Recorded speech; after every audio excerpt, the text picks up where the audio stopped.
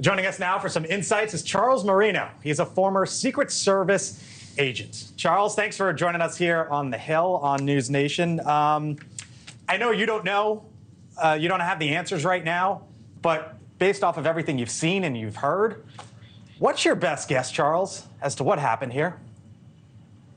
Well, like Evan was just saying, Blake, this is a highly trafficked area. You've got West Wing staff. You've got press that use this entrance sometimes. You've got visitors that come in on these West Wing tours where West Wing pass holders are allowed to escort groups, sometimes as large as 6 people. These are typically friends and families, and they escort them throughout the West Wing as they give the tour here.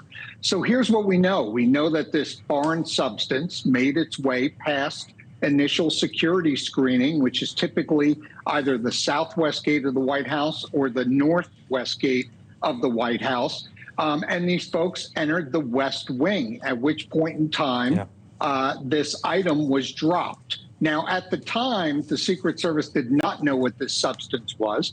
Officials at the Secret Service tell me they slightly elevated the internal alert system, called DC Fire and their hazmat unit, who immediately came, did on-site testing where it initially tested for cocaine. That substance has now been sent to the FBI lab, where it was confirmed to be cocaine, and now the investigation will continue. And the Secret Service will maintain the lead on this investigation. Hey, Charles, what did this expose from a security perspective?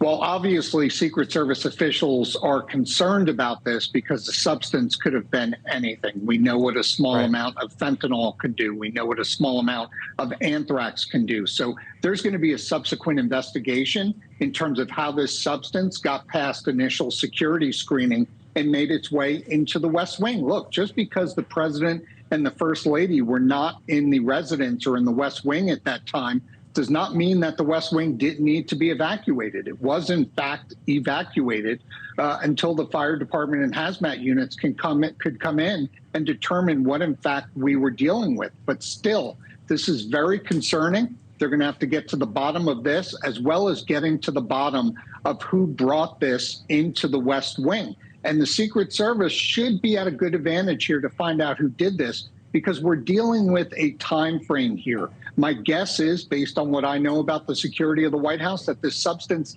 did not remain on the ground for a very long period of time.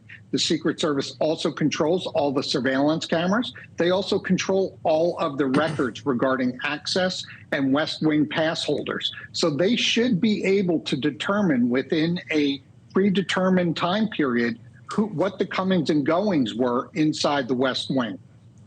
Hey, Charles, this is Julia Manchester from The Hill. You know, we're talking about the investigation portion of this, but I want to ask, what does this mean down the road, whether it's for the Biden administration or subsequent administrations? Does this mean that there's going to be stricter security screenings going forward?